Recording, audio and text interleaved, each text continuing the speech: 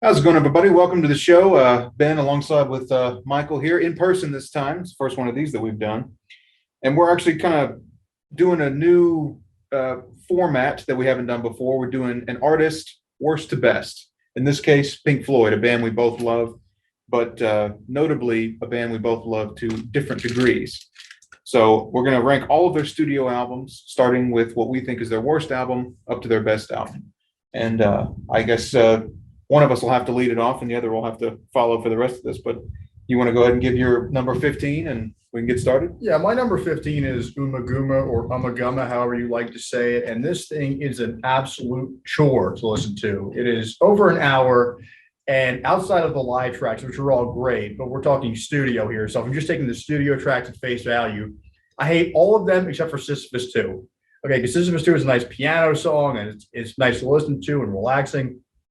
But everything else, it's just animal noises or ambient sounds. And maybe I'm just not galaxy brained enough to understand why this isn't a great album or why some people think of this highly. I just don't get it. This was the easiest pick out of the entire thing, except for the top four for me. Spoiler. And it's very easy to see this is the worst record they made. And it's right after Syd Barrett walked, where they're still trying to figure out what they wanted to do as a band.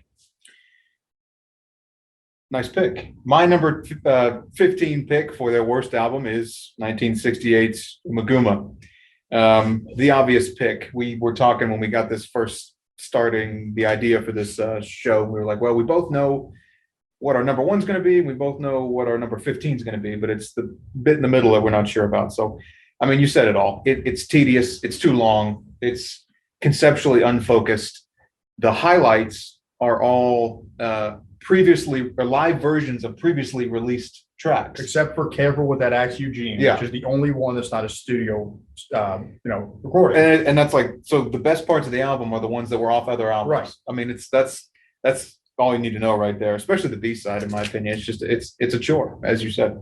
I wouldn't even go so far as to pick one track like you did that I like. Yeah. I think the whole thing is pretty tedious, and it's the one Pink Floyd album that I was really surprised to find online people defending it. There are Umaguma apologists out there. I didn't know they existed. Neither did I. Genuinely did not know these people were out there, but they're out there. Maybe they just think they're smarter than everybody else, which they're not, because their taste is not very good, apparently. I think it's the contrarian in them saying that. But anyway, so that's an easy one. We both agree on that. Here is where it gets interesting, because the rest of these up to number one, I really don't know what they're going to be. So what's your number 14 pick? Number 14 is Endless River. It's an album I feel like never should have actually existed. It's not a bad record. It sounds like Pink Floyd. It's a 4-part instrumental, which is fine. But it just feels like something they threw out there to grab at a little bit of money at the end of the day. They didn't really feel like there was a reason to do it outside of just doing that or getting rid of whatever's left in the vault. It doesn't feel like it's actually a part of the catalog. It just feels like something that was kind of thrown out at the end. And I really hate when these old school artists come out with records at the very end of their careers just to throw something out there, because it's not going to be anything like their prime was. We're not going to like it. We're just going to buy it because of whose name is on it. So Endless River was relatively easy for me at number 14. Well, maybe this won't be as interesting as I thought. It'll be interesting, trust me. My number 14 is 2014's The Endless River, their final studio album. And as you said, I couldn't put it better myself. It's really barely a studio album. It's leftovers from the Division Bell that David Gilmour and Nick Mason went back and touched up. Pleasant to listen to, nothing wrong with it, but it's doesn't really have much in the way of focus or overriding themes or memorable moments. It's like 90% instrumental. The one cool thing about it is why it was released, which was Richard Wright had died. He was featured on a lot of these, bits, heavy synth focus, actually more so than the Division Bell, if I remember correctly. So that's great. It's a send-off to Richard Wright, an important member of the band. But yeah, I mean, it's not one I went back to after I heard it the first couple times until I sat down to make this list. So that's my number 14 pick as well, The Endless River.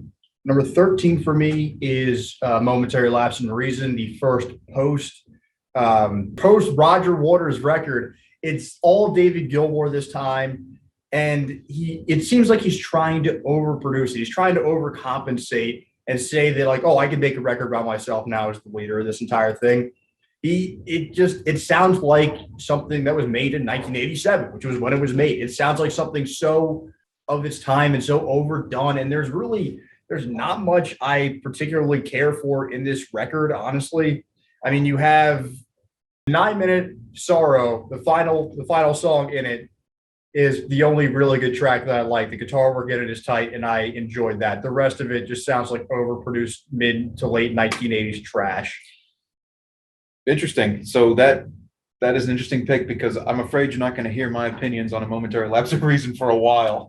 Really? Yes. Okay. As surprising as that may be. My number 13 pick is More from 1969, the first of the two soundtrack studio albums that they had. These were, from what I understand, built from the ground up to be soundtracks to the movies of the same name, which I've never heard of and never, I don't even know where to find it to watch it, because I would out of curiosity, but what the hell was More? It was some indie film even back then.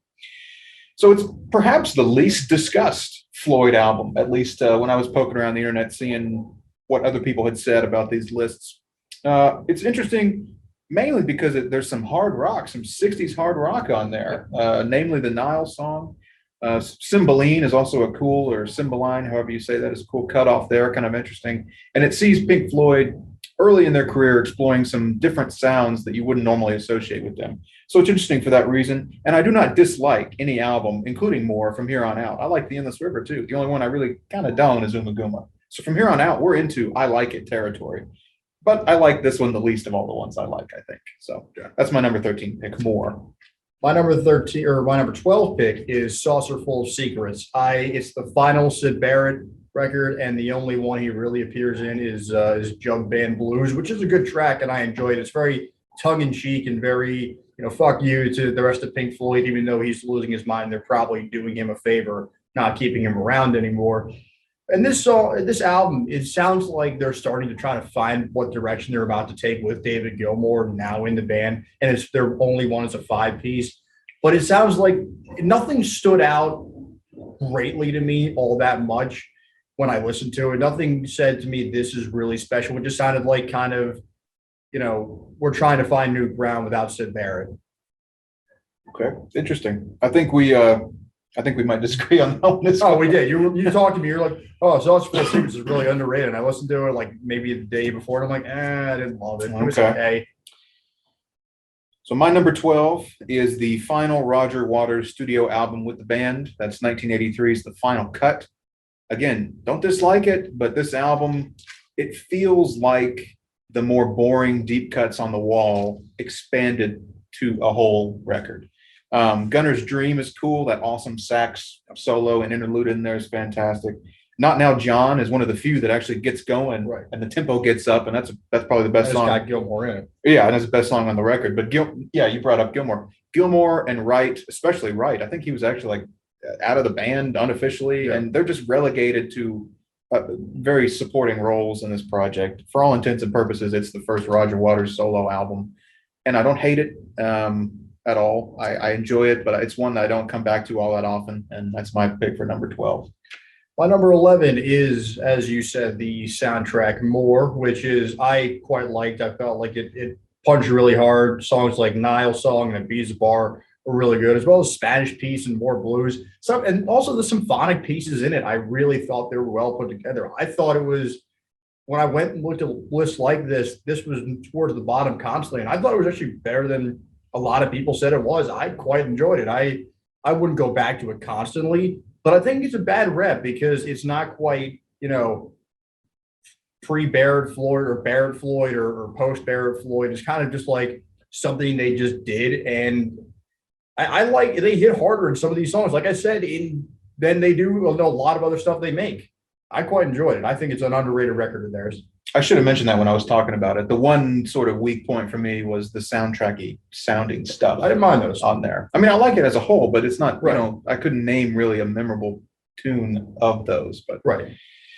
All right. So the first of what I think are going to be two rather controversial placements on my list. My number 11 is Pink Floyd's debut album, The Piper at the Gates of Dawn. Okay. And I think a lot of Pink Floyd purists, especially the old heads, are going to have a problem with that placement being so low, especially since I placed both Gilmour-led studio albums above it. again, like the album, I recognize its tremendous influence, and it's the beginning of what will become probably my favorite band of all time, Pink Floyd. So I love it for that reason as well. It's got the two longer cuts on there, Astronomy Domini and Interstellar Overdrive, Pink Floyd classics, the best parts of the album. Sid Barrett's style and lyricism to me is probably, it works much more often than it doesn't, but it's occasionally distracting because it's so goofy and irreverent that I actually have trouble taking the project seriously. It always has seemed to me almost like an in joke, like you had to be there, that kind of thing. So I like the album, but I don't like it enough to put it higher than number 11 on my list. All right, my number 10 is the final cut, the final Roger Waters record, which is basically a Roger Waters solo record with Pink Floyd slapped on it. As you said, Not Now John is a highlight, Gunner's Dream is a highlight. And I also really like the final cut, the title track. I like the music. It's well layered, but it's so politically heavy-handed, unlike Animals, which is abstract and interesting from a political standpoint. This one just seems to be him saying what he's thinking, stream of consciousness, and making it. The musicianship, I like it. The lyricism is not Roger Waters' caliber, and it's really disappointing. I think this one gets a bad rep because of the shit that surrounds it, and I think the David Moore purists and the people that like David Gilmour really, don't like it because of what Roger Waters did. I think it's not a bad record. It's not one much like Moore where I don't prefer it. I wouldn't go back to it a ton of times. But I liked it. I didn't mind it.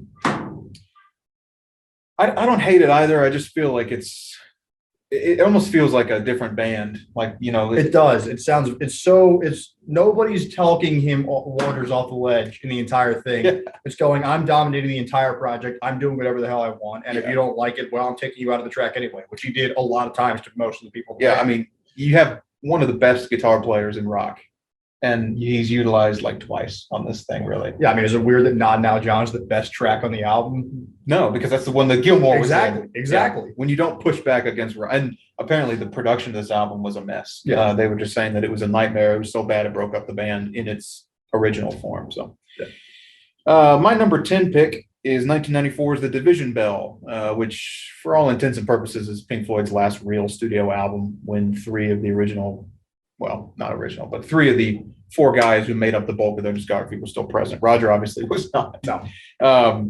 Keep Talking, Cluster One, What Do You Want From Me? These are extremely well crafted, beautifully produced. I mean, unbelievably well produced. Gilmour led songs. They're more radio ready. They're less long form. All those reasons are why I think the 70s purists and even some of the 60s Pink Floyd apologists don't like it so much. I like it very much. I think it's a band moving with the times, still innovating within the framework of some less experimental music. But I think it's well written. It's extremely well performed. It's a solid album. It's an easy listen from front to back. And from here on out, we're into the I love it territory from 9 and up. Yeah, I mean, this is the point where I go and I look at all the albums from here, 9 and up, where I go, okay, I would listen to this consistently or more often. And my number 9 is Division Bell. It's the Gilmour-led record, the second Gilmour-led record.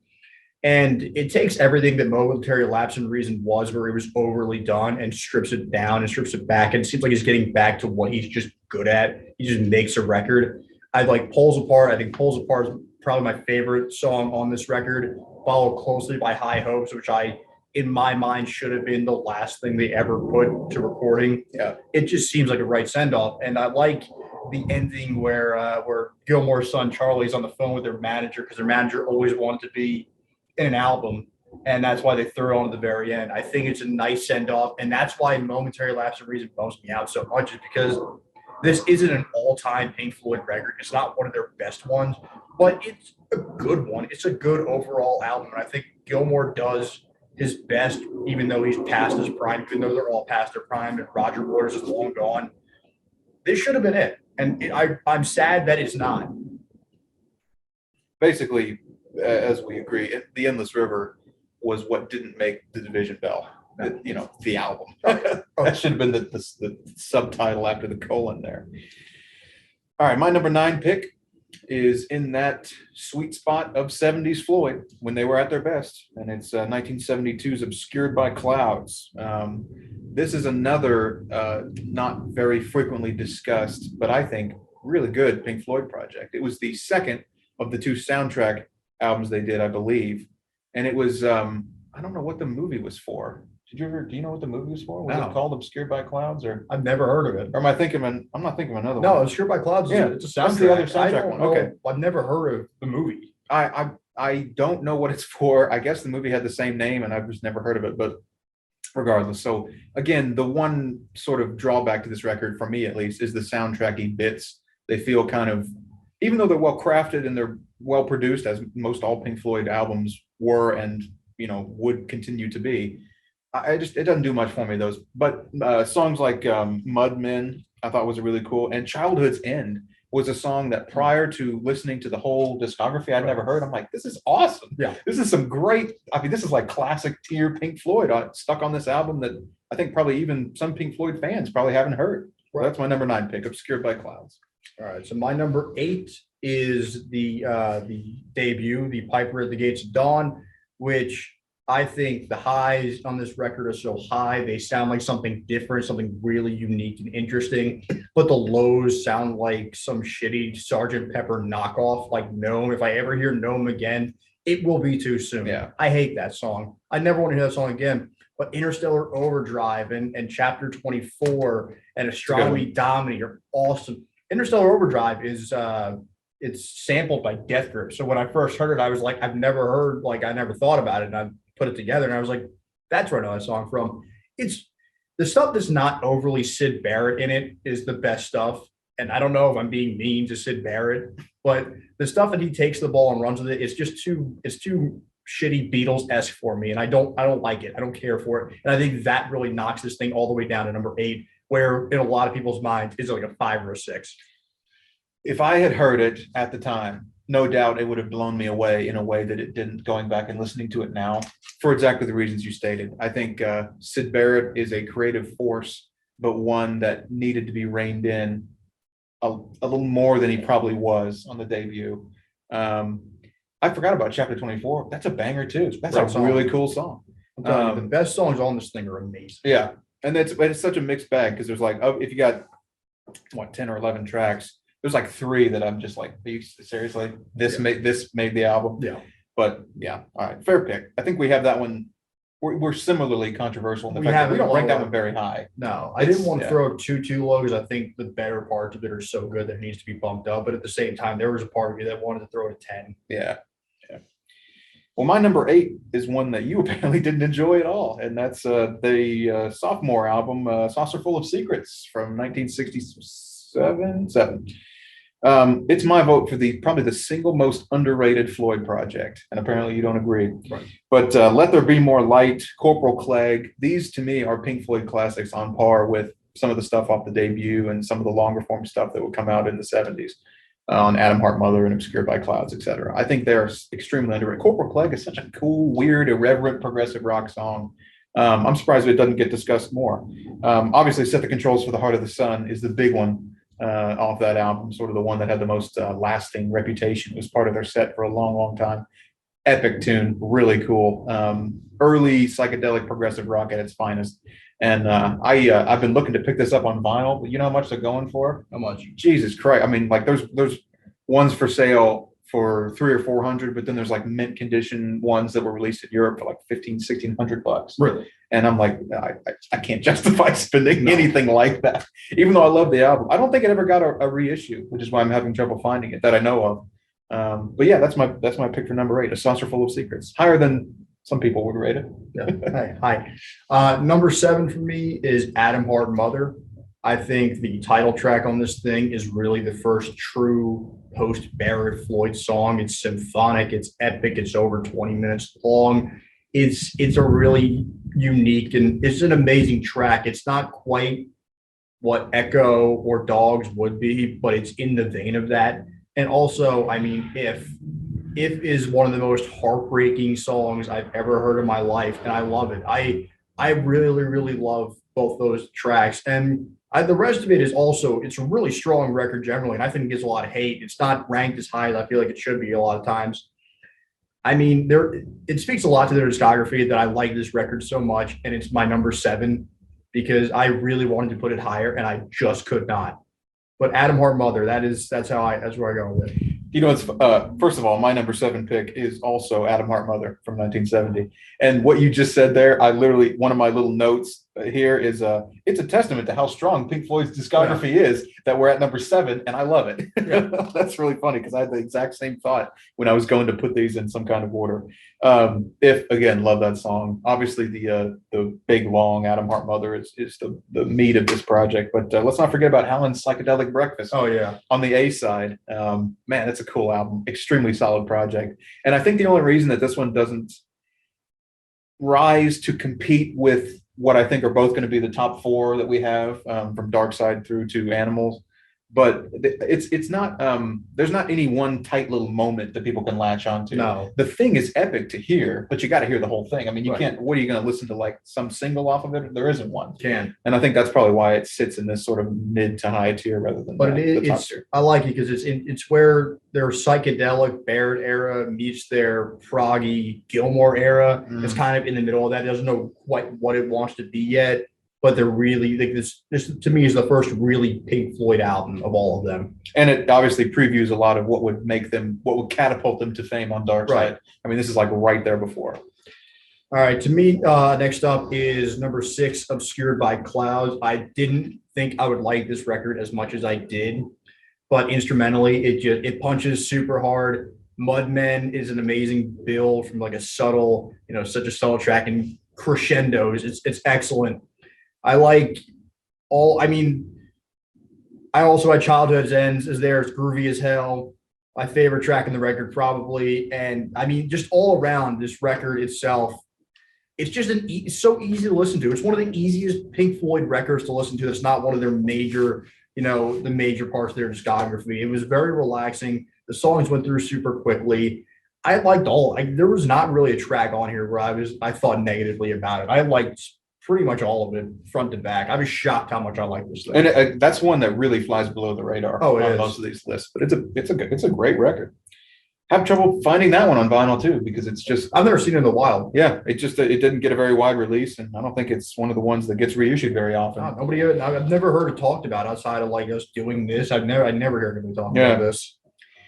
So my vote for number 6 is 1971's Metal. Again, a record that I think kind of flies below the radar of the more casual Pink Floyd fan, casual progressive rock fan. A great record. All of them from here on in are awesome, epic records. That's how good this band was. So Metal and Adam Hart Mother, for me, I went back and forth between 6 and 7. I was like, which one do I want to say is better? Metal, Adam Hart Mother, Metal. It's almost impossible for me to choose. They're very similar projects. They're both dominated by their lengthier, more extended cuts, in this case, echoes. Saint Tropez was also on this album, which is a really great tune that I don't think anybody knows. I mean, it's just so obscure in the Pink Floyd pantheon of great songs. It's a really cool song, very unique for them compared to a lot of their other stuff. And then, of course, a lot of people would say it's a stupid cut, but Seamus, the one with the dogs. I like it. I like it too. It's atmospheric. It is such a short time. Yeah. It's very atmospheric. It makes me feel like I'm in like a New England, like shitty dive bar right by the sea. I quite like that. I like that too. I don't think there's a bad cut on it. It's a great record, and from here on in, we're into epic territory, like I said. So that's my vote for number 6, Metal. So the thing that put Metal all the way up there, San Tropez or San whatever, however you say it, it's like you're drinking on the beach, you're hammered, you can listen to that song all day. It's such a relaxing tune. Seamus, however you say it. I like that track. I like the opening tracks. But obviously, this thing gets bumped up because Echo. Echo is, in my mind, maybe the first really great Pink Floyd song. It is such a special 25-minute track, and you just feel every bit of emotion across it. The entire spectrum of emotions, you feel it. It's something you could just sit there, lay down, and listen to, and keep repeating it for an hour and a half. And it's such an epic, amazing piece of music. It's such a special piece of music. And I wish this album got talked about in the same vein as the top 4 for me, and I assume you. But for some reason, it gets lost in the shuffle a little bit. Mm-hmm. It just speaks again to the strength of their overall discography, that something as epic as Echoes can get lost in the shuffle. Speaking of, there's an awesome old video from like the 70s. I guess the record would have been new at that point, but it's got Pink Floyd in this like Roman Coliseum type thing, and they're performing Echoes in its entirety. and it's awesome, man. I mean, that's when people are like, oh, Nick Mason, he's kind of a understated drummer, and I'm like, oh, he goes crazy on Yeah. he can drum. He's a great drummer. So my number 5 is the other controversial pick on my list. My number 5 is 1987's A Momentary Lapse of Reason. And I think, Tell me why. yeah, okay. Well, here's why. So the lead cut, Learning to Fly, is one where everybody's like, oh yeah, that's the one that got all the radio play, and it's the worst song on the record. You know, that's what always happens. That's the one that ends up on the radio. I think that's an epic song. I think it's amazing. I don't think it sounds dated. I know that was your biggest criticism of it. I'm like, man, it sounds timeless to me. It takes a lot of those 80s sounds, but it doesn't. It sounds so 80s. It sounds like some Phil Collins shit. I love Phil Collins too. Maybe I'm blind to it, but I think it's timeless, and it's interesting melody. It's well written, and it's Gilmour taking. I mean, Gilmour's not at this point from the two studio albums that Gilmour led. He's not near as adventurous on his own. Although Dogs of War, welcome. Dogs of War. Yeah, Dogs of War. It's a very Welcome to the Machine-esque, but again, it's awesome. I really like that cut. I think this is a underrated release. I think he does what he does extremely well.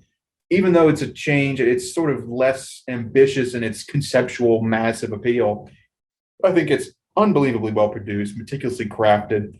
A lot of the songs are catchy. There's some epic Floydian moments on songs like Dogs of War. I think it's a really great album. I think it gets a bad rap because the other stuff was so good that when you hear just really good, you're like, oh yeah, that's a big step down for them. You just kept climbing on it, and I was like, he's not going to put it up there. He's not going to put it up there. I know you put yours so far down, and I was like, well, you're not going to hear me give my opinion on that for a while. And then, all right, so here's where we start becoming a boilerplate ranking because, I mean, look, they're the 4 best records in Floyd's discography and the four of the all-time great records in the minds of most for a reason. Number 4 is The Wall. It's what I said is one of the most overrated records of all time, and I stand by that because to me, you have to listen to it as a completely cohesive piece, which you have to invest about an hour and a half into because there are so many throwaway tracks that tell the story that move it along. But you have Run Like Hell, In the Flesh, Comfortably Numb, and Hey You for years was my favorite Pink Floyd song. I love that track. The story itself, it's a good listen. It's well made. It's Roger Waters at his absolute best.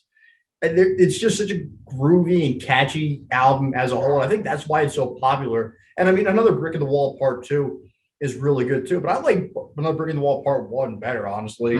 Daddy Flew Across the Ocean, What'd You Leave Behind? I love that because it's so heavy, especially knowing that Roger Waters' dad died in World War II. Like, it's heavy. I really like this album a lot, even though I say it's overrated. I truly, truly enjoy listening to it. It's a joy to listen to. And it's number 4 because I feel like I kind of had to put it there saying how overrated it was and considering how good the other 3 are.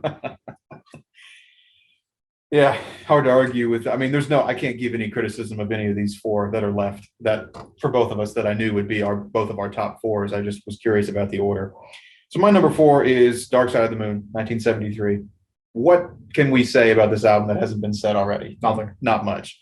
It's awesome. As are the other 3 that are left on both of our lists. So the easiest way to state just how successful this album was it entered the charts in 1973 and didn't leave until 1988.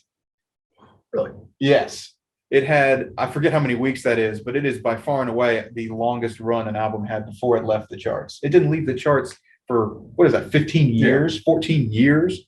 Unbelievable. Nothing has come close to that. And there's been a lot of great albums over the years, obviously, but nothing came close to that. I mean, Time, Money, Great Gig in the Sky. I mean, there's not much to say about any of these that hasn't been said already.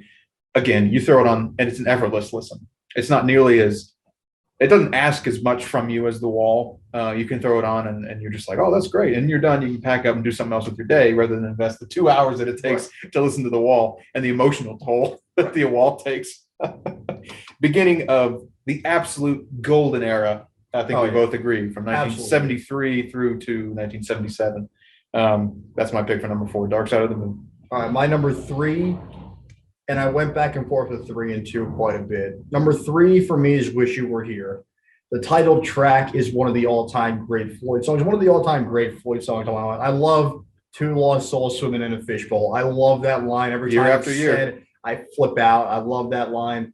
Have a Cigar is an amazing, exactly. But it's against, the music industry and the fat cats. And Yeah. it's a political track. Welcome to the Machine is a political track. But of course, you have Shine on You Crazy Diamond. And I prefer parts 6 to 10 because it's some of the most complex and well done instrumental laying I've ever heard in my entire life. It's layering. It's amazing. It's just there are so many moving parts to that entire piece of music.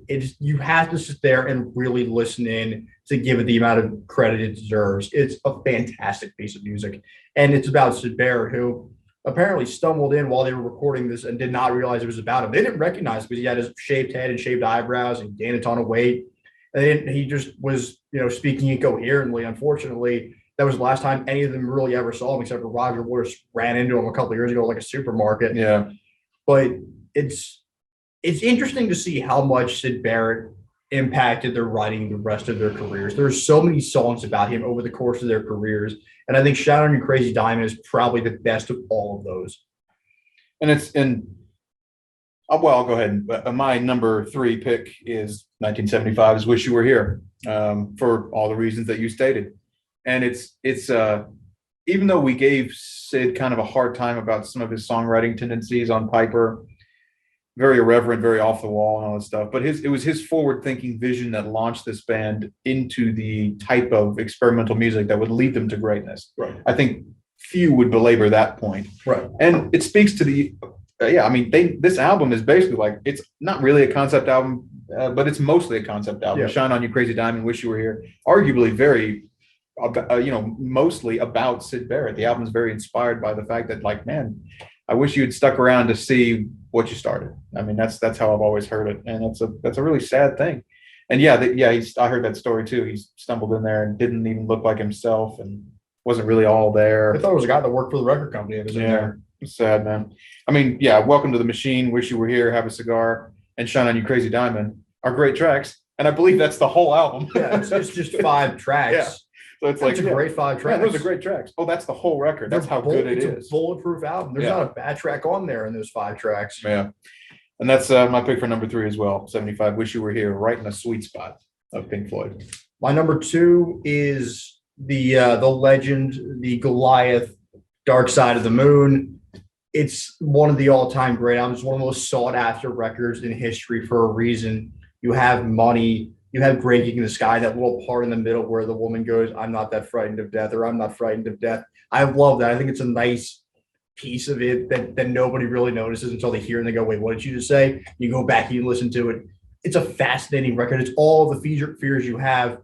And then Time, after all, like the clocks and stuff, when he hits ticking away, the moments make up the dull day, that's one of the biggest punches they have in their entire discography. I love when they get to that part. And then obviously going back to Syd Barrett, you have Brain Damage, which is a tragic track. The whole thing, this entire record is amazing. Us and Them. I mean, it's just such a great album. It's one of the all-time great records for a reason. It was on the chart for 15 years for a reason. And it's probably the easiest one to listen to. That's why it's so popular. Man, I mean, there's what is there to say about it? It's just so good. You can't say anything more about it. It's almost hard to talk about these because they're so good. It's hard to give it a take that's interesting at all about how good they are and not just gush. Unless you put it at 15, we're like, it's terrible. Yeah. So overrated. I defy somebody to tell me why Dark Side of the Moon is a bad record. No. Because there's somebody out there who's but I can't, I don't know why. It's how? Bulletproof. Yeah. So my number 2 is 1979's The Wall. I misspoke earlier when I said 77. 73, 77. Because I'm not a dick, but yeah. No, you 79, excuse me. The 70s. The Wall, my number 2. I think a little more highly of this album in the context of their discography than many do, just reading other people's lists, your list.